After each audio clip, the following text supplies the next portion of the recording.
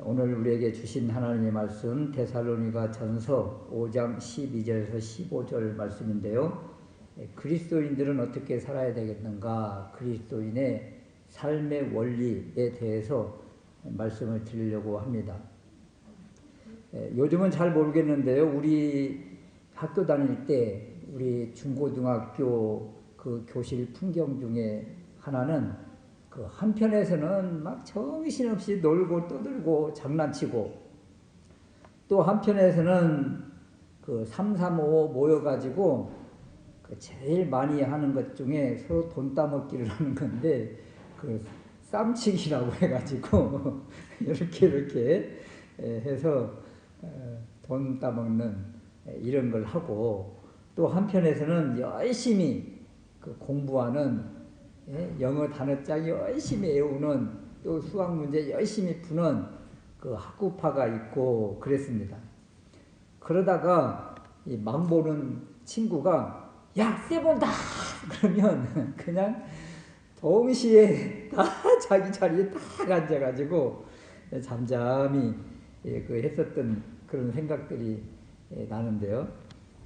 이런 모습이 재림을 앞둔 그 사람들의 모습과 많이 비슷하다는 거예요.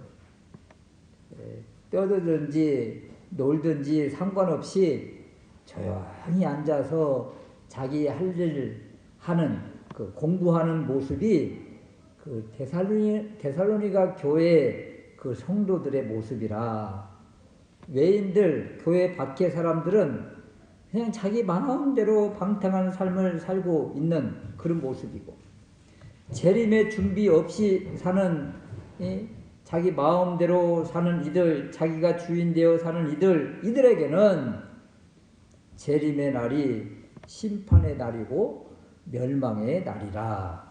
그렇다면 교회 안에 있는 사람들, 주님 안에 있는 사람들은 말세에 어떻게 살아야 될 것인가? 여기에 대한 말씀입니다. 첫 번째는 이런 거예요. 스승과 제자, 그 가르치는 이와 배우는 이의 관계에 대해서 말씀을 주시는데, 12절 말씀에 형제들아, 우리가 너희에게 구하노니 너희 가운데서 수고하고 주님 안에서 너희를 다스리며 훈계하는 이들. 누굽니까? 가르치는 이, 교회에서는 또 목회자, 교육자요, 또 초대교회에서는 사도, 직분자들, 장로들이요, 또 앞서 주님을 영접한 선배들이죠. 이분들이 하는 일이 무엇이라고요? 수고하고 다스리며 훈계, 권하는 일이었다. 여기에 수고한다, 이 의미는 그 신자들의, 믿음의 사람들의 신앙을 지도하기 위해서 부단히 노력한다는 것이고, 다스린다는 것은 성도들, 교인들을 치리한다, 이런 뜻인데, 요즘 교회에서 없어진 것 중에 하나가 바로 이 권징, 이 치리라는 거예요.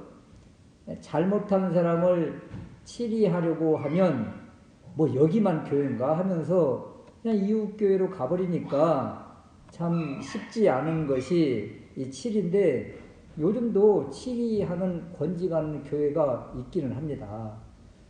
제가 오래전이기는 하지만 그 교회 탐방하고 다닐 때 그 게시판에다가 이렇게 권징 치리한 것을, 그 내용을 다 광고를 붙여놓는 그런 교회도 본 적이 있어요. 그러니까 성도들에게 큰 피해를 입힌 그런 사람을 이제 권징해서 더 많은 피해를 당하지 않도록 이렇게 교회를 보호하는 차원에서 권징하는 이런 모습이 있더라. 권징하는 것이지요.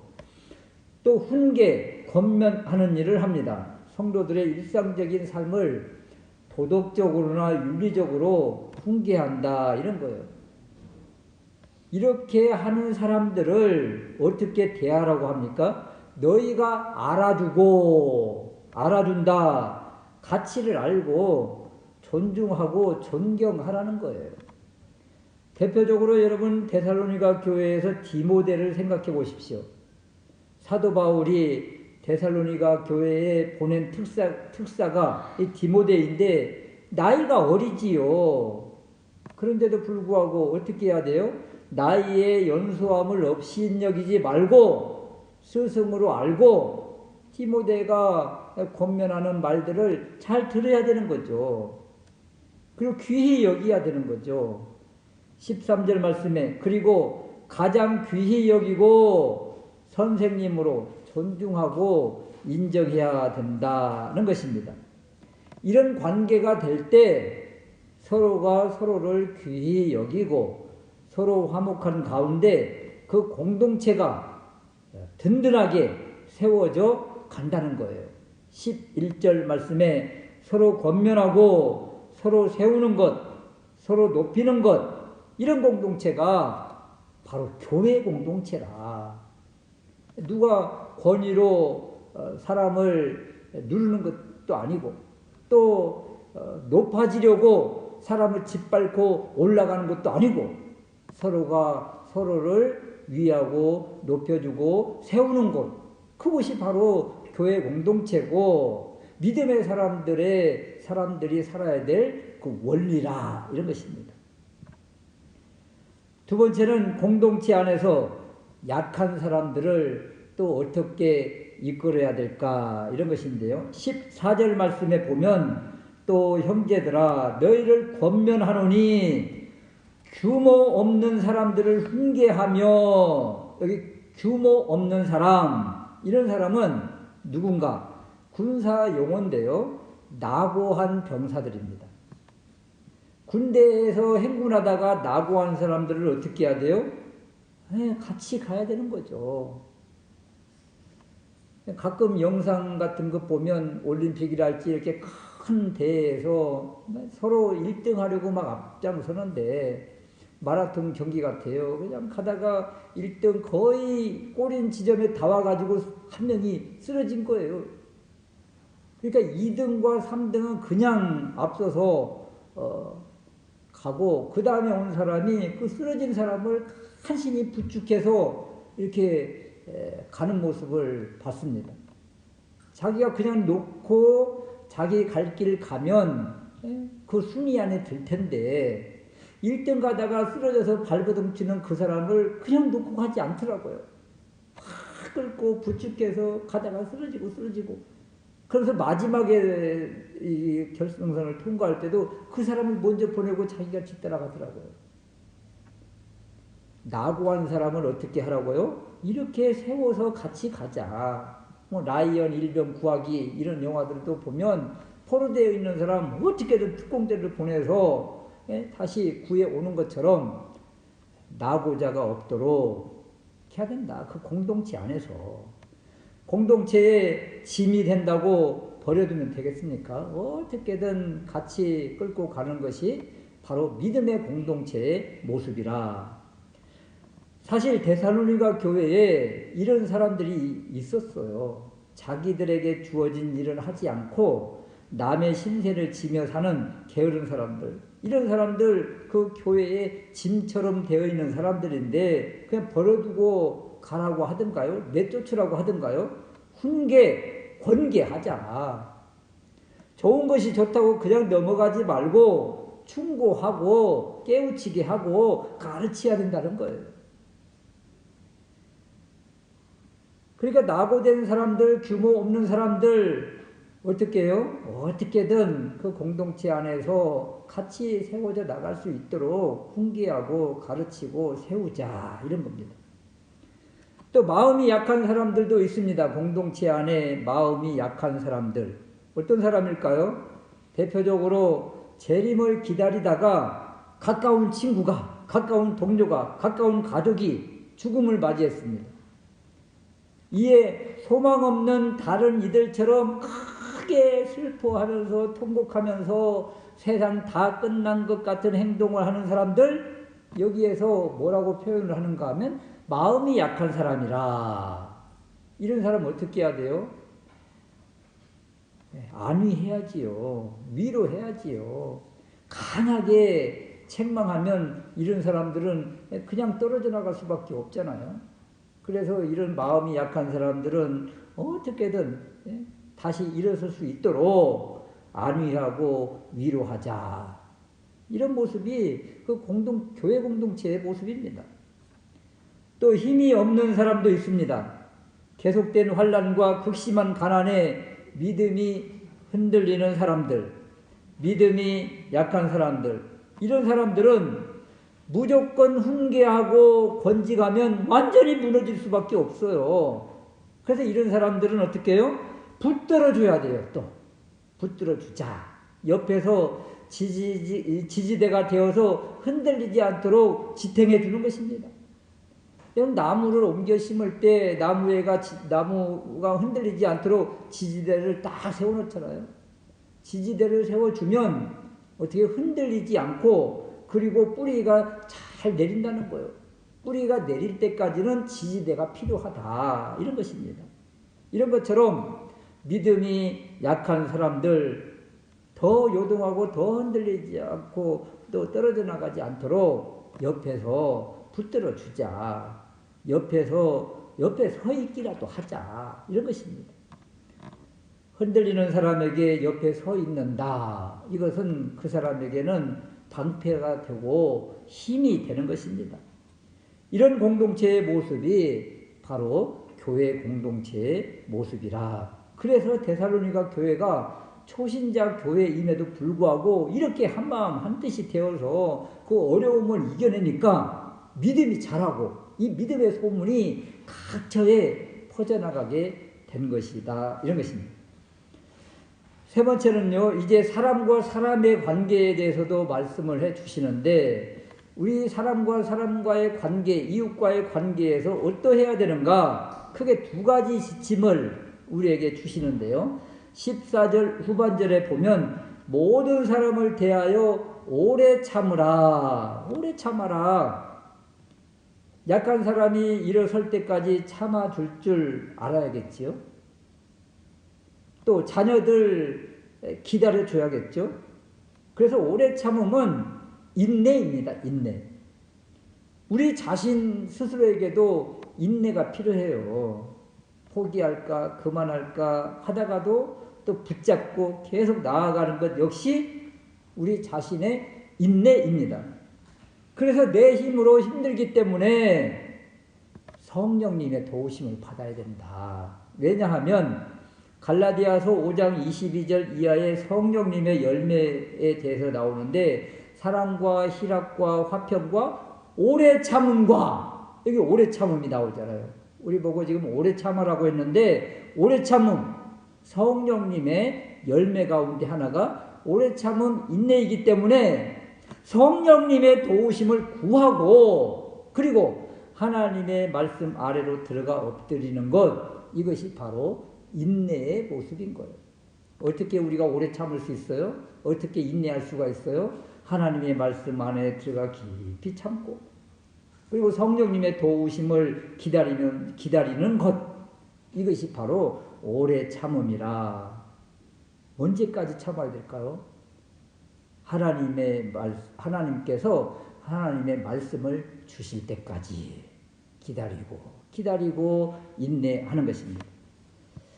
두 번째는요, 15절 말씀인데, 악을 악으로 갚지 말고, 사람들은 눈에는 눈, 이에는 이로 같이 보복합니다. 이렇게 맞서지 말고 오직 서로 간에든지 모든 사람을 대하든지 어떻게 하라고 그래요? 항상 선을 행하라. 여러분, 선을 행하라 그러면 좀 추상적인 이런 개념 같아요.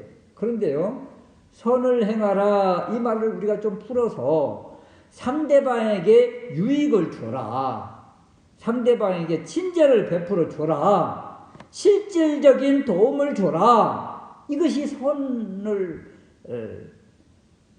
행하는 모습입니다. 배고픈 이가 있어요.